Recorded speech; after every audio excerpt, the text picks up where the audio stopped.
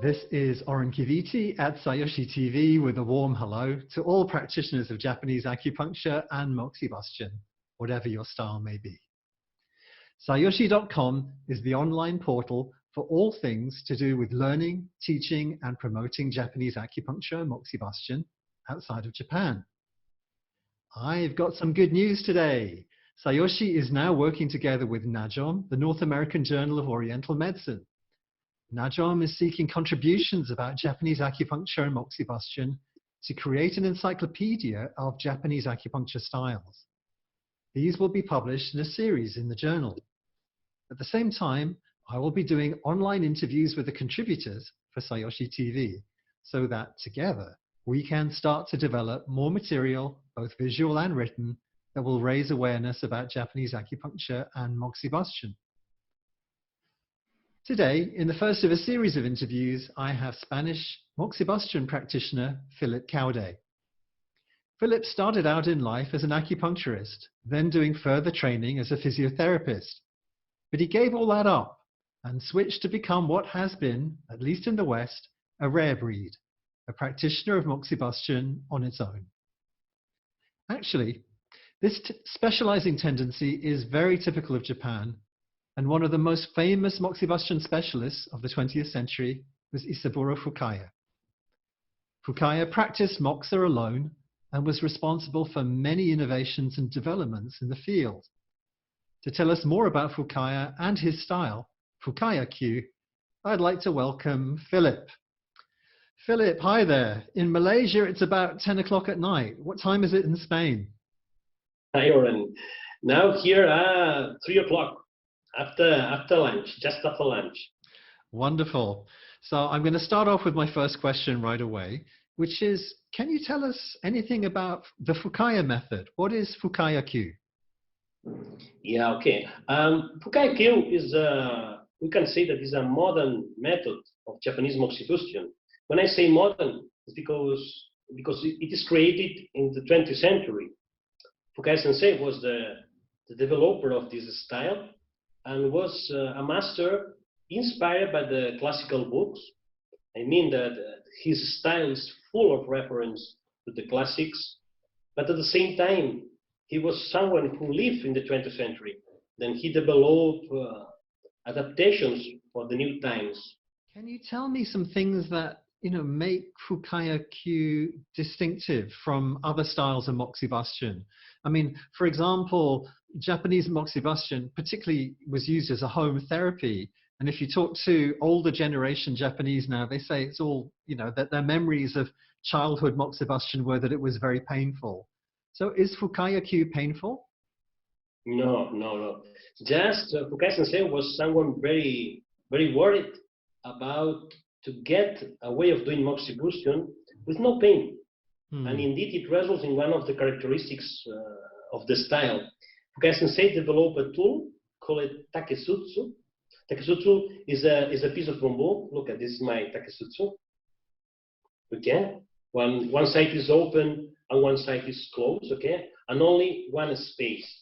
This is very important because nowadays there are other styles, Moxabustão styles, which use other kind of bamboos. And every style have his own bamboo. The first to develop was Fukaya Sensei, we have to say this. Why he developed this tool? Because he wanted to have a system to control the burning sensation. Indeed, Fukaya Sensei presented this tool in a meeting in Tokyo for the Acupuncturist Society, and the people didn't receive this like something fantastic. The people thought that why someone was worried about this if all life Moxabustão burning, then really at the beginning was not something well understood by the community. I think some of our viewers will be very familiar with this long takesutsu tube, but I'm just going to explain very quickly what it does. So basically you put the cone of moxa on the skin and you set fire to it, and then you put the bamboo tube over it and you press down so that the skin is distracted by the pressure of the bamboo, and the bamboo forms a chamber in which the moxa can continue burning. So yeah, technically, the most interesting idea is that the moment, the timing where we use the bamboo. Indeed, we light the cone. We need to wait, and more or less, when the cone is burned 99%, we apply the bamboo. Why? Because the idea is not to light off the cone. The idea is only reduce the feeling. Then we want the cone burn the skin because it has some effects. Okay, but at the same time, we don't want the people feel the burning sensation. And that's very important. We don't want to light off. And this is also a misunderstanding, a common misunderstanding about the use of bamboo. okay, so it's not like when you're in a church and you have a candle snuff and you put this over the candle to put the candle out. His role is not to extinguish the bamboo, to suffocate it through lack of oxygen. Its role is merely to distract the patient from the sensation of the cone burning 100%. Yes, this is really the meaning. Okay, Philip. So what about the cone? In Toyohari, which I practice, we use these very small half rice grain cones and we burn them about 80%. Are Fukaya cones different? Yes, this is also another special characteristic of this style. Indeed, because Fukaya Sensei respect a lot the tradition, his way of doing cones also maintain this kind of flavor. Currently, people are using cones of the half rice grain or a whole rice grain size, but Fukaya Sensei designed a cone of 7 millimeters of height. It means this is a taller cone than the actual cone, the current cones, but it really maintains the flavor at the same time. You give an extra power to the cone. You have more time of vibration, of emission of power. So what you're saying is that the cone is slightly wider than a rice grain cone, but it's much longer. Yeah. And so when you light it, there's a sense that there's something coming from the lit end all the way down through the cone for a longer period of time than if you just do a very short rice grain or half rice grain size cone. Yeah. If the people which are listening us know the Chinetsu is a big cone. Chinetsu have a lot of time of combustion to give the feeling of heat or warming feeling, no?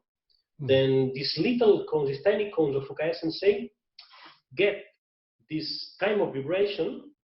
Well, it's less, but get more time of vibration, more time of emission, and at the same time finally burn very, very little. Because yes, it's true that it's wire, but it's it's just only to maintain the cone straight. Okay, that's great. So can you tell me something about point location? I mean, did Fukaya have any special point locations of his own, or did he use conventional, point locations? And did he have any advice to us about how to find points?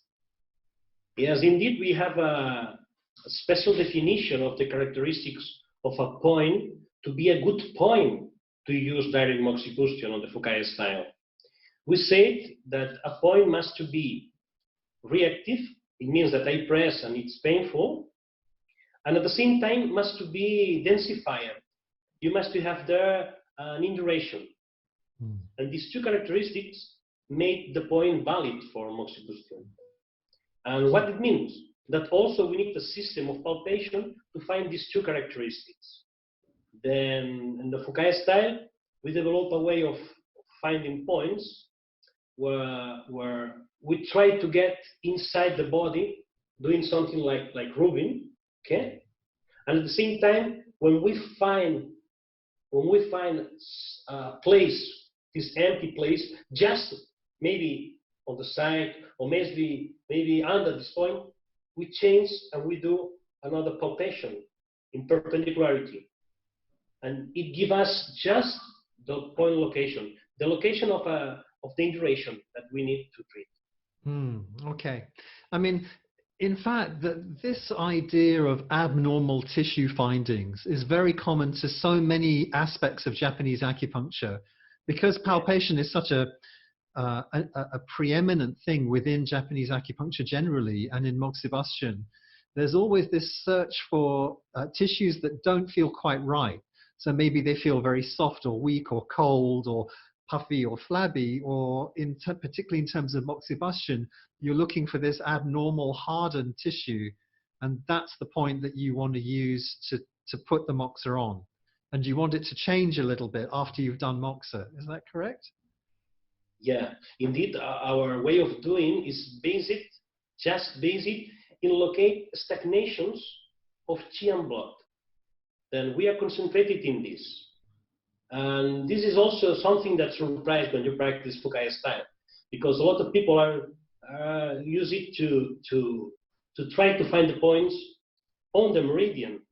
And Fukaya Sensei, all life said that one good point, maybe the best point, could be out of a meridian, could be a point that no main point, no special point, but just the patient can have this point as a big stagnation and must be treated. Right, so kind of an acupuncture point can be unique to the patient, as special to the patient. It's just there, and you find it, you do moxa on it, and then they feel better. Yeah. Yeah. When we were chatting earlier, you mentioned Sawada Sensei, who was another 20th century Moxabustão practitioner. And Sawada, of course, is very famous for his root treatment protocols, which were structural treatments using Moxabustão in different areas of the body, in the 3 jiao. So but Fukaya, to me, when I learned Fukaya, when I kind of read about him, and it just seemed that he was really good for branch treatment, because, you know, there was this point here that was good for sinus problems, or there was these points here that were good for anxiety. So, I mean, did Fukaya have a holistic approach to Moxabustão? Yeah, well, indeed, I have to say that it's true that Sawada Sensei inspired in some ideas, especially in the ideas around which is the perfect point to treat. This is something that Fukaya Sensei took from the Sawada style, but the time of treating is completely different.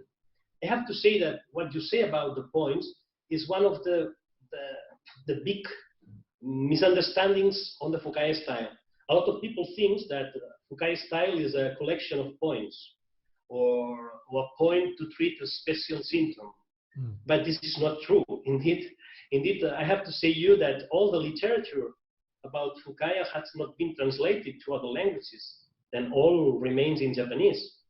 Then only very few people who had to study with a master or with someone who take something from the style of Fukaya learn things like this point is for this symptom. And this is not true.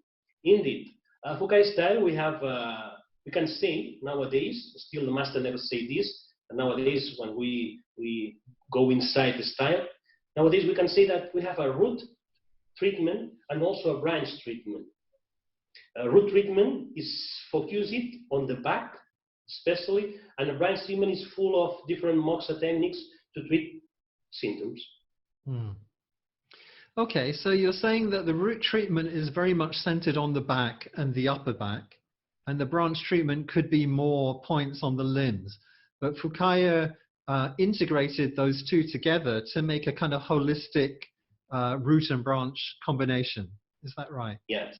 Okay. And especially, he was someone, I have to say you because this is very unknown for the people, and I think that people will like.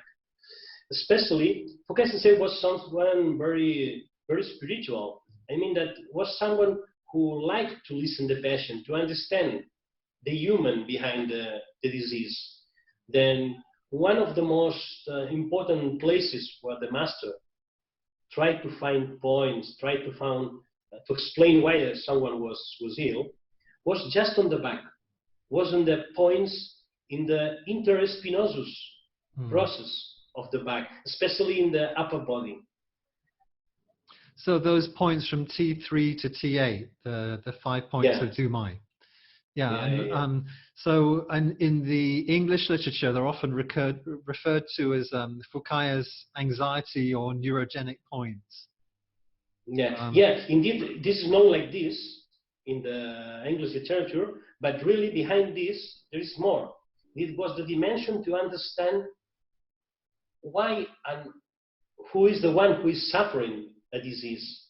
I mean, we can understand the other doing palpation in this point and the point and treating that point.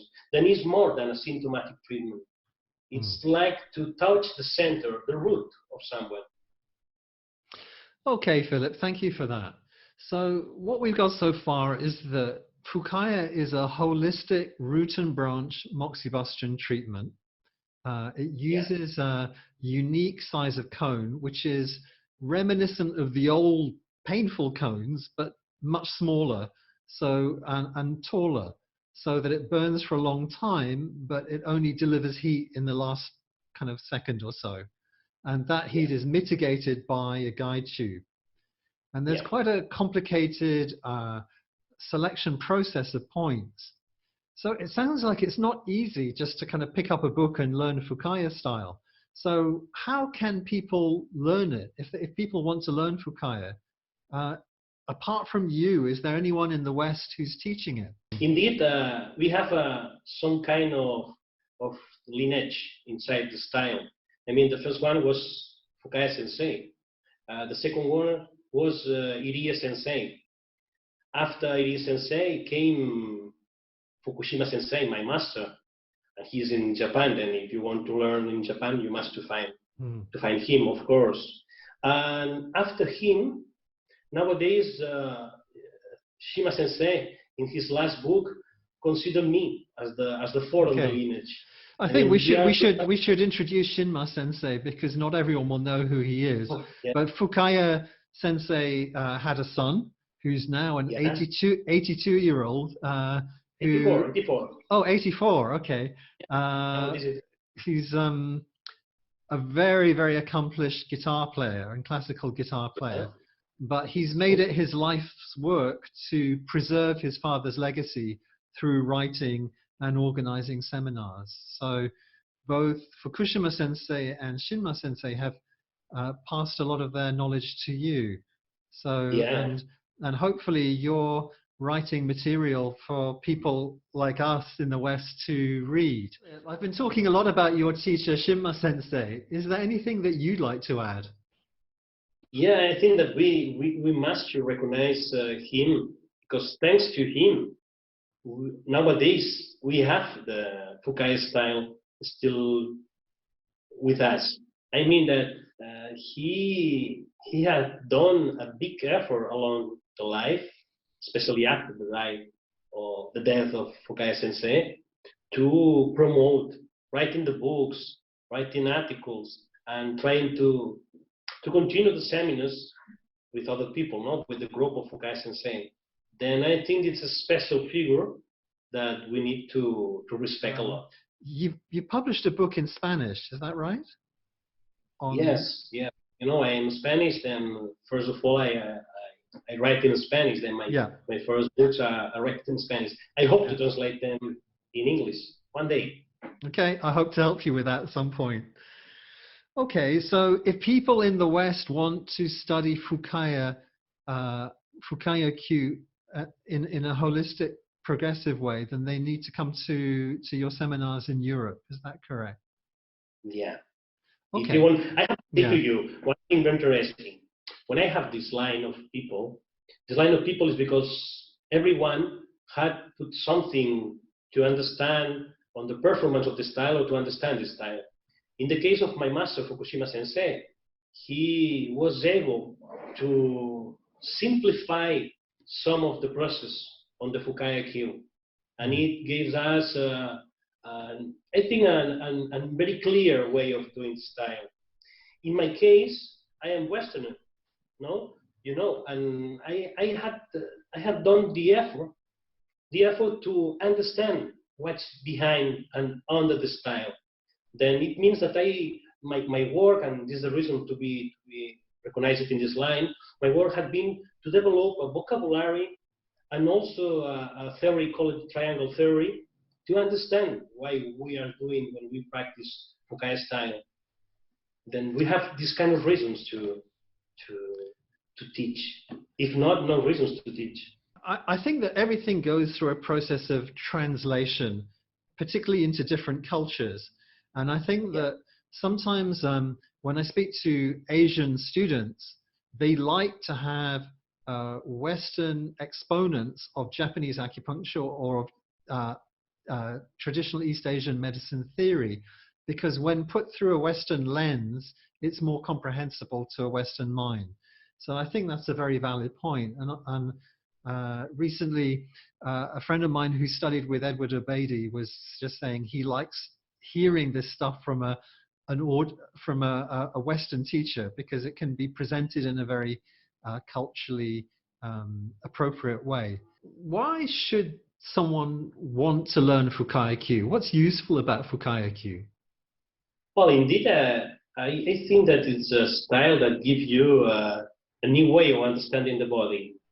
Then especially for the people who like hand therapy, massage, all the body work, sure, they will enjoy the Fukaya Q style.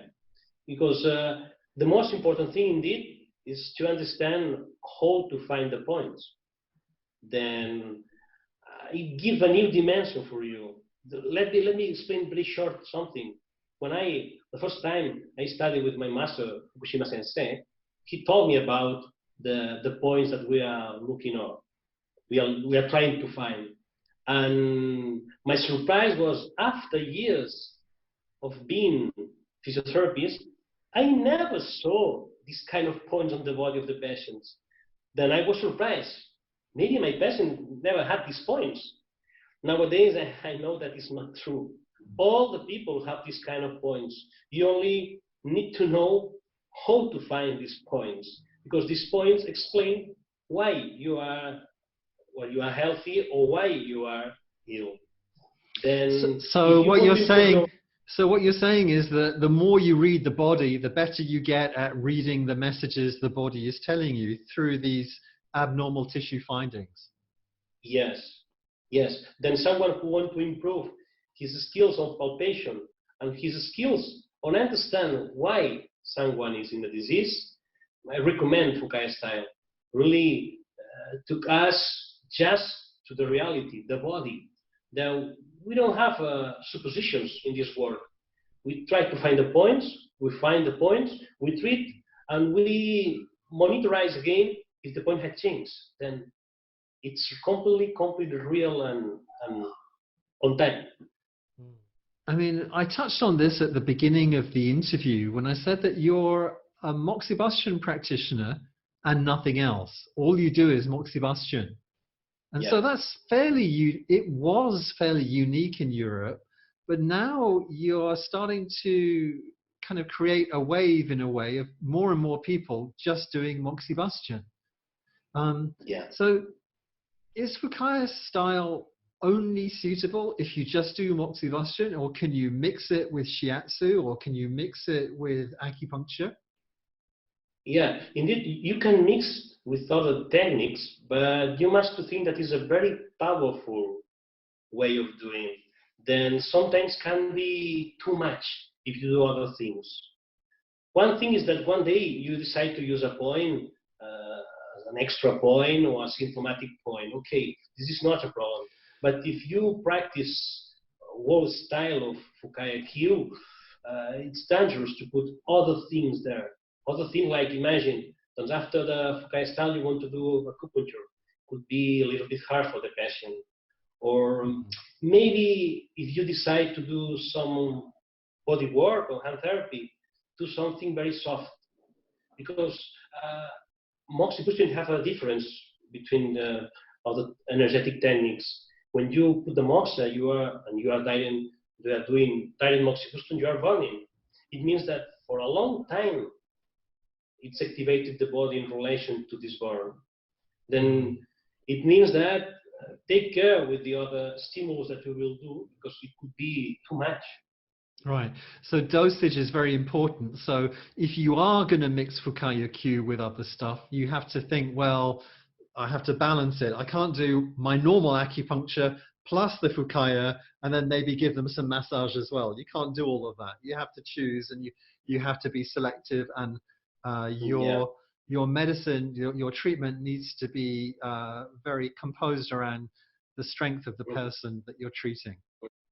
I always say to the students that, okay, it's very easy to begin to do Moxabustão, but really the most difficult thing is to understand when you must to stop.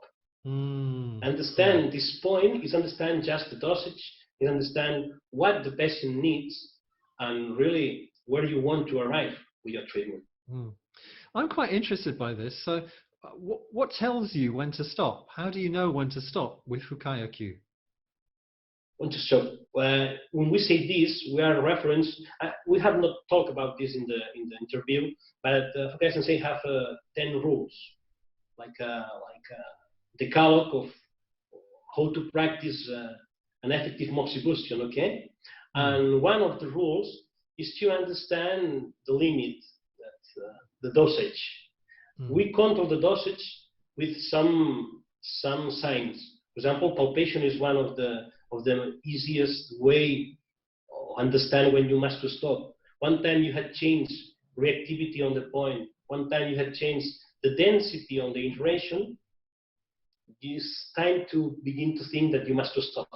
I mean, then sometimes practitioners are very ambitious and want to change all and maximum, because it seems that it gives a big recognition of you, no? And you are a very, very good practitioner. But this is not true.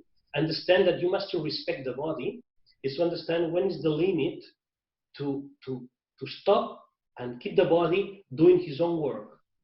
Okay, Philip, thank you very much. That was a great interview, and we will be putting a number of resources at the end of this video so that people can find out more about Fukaya style and also read your article in Najon.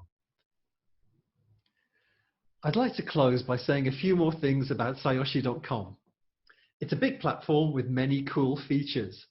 Most important of all is the directory. Dedicated solely to practitioners of Japanese acupuncture, Sayoshi allows you to create a cool listing for your practice that is searchable on Google and Google Maps when people look for Japanese acupuncture. You can add your own text and photos to personalize it in your own way and create a professional online listing that will help people find you and enable your practice to grow. Right now, it's free to join. So if you're watching this, please do enroll using the special coupon code NAJON. This is Oran Kivity at sayoshi.com. Thank you, Philip. Thank you, Oran. And thank you all for watching.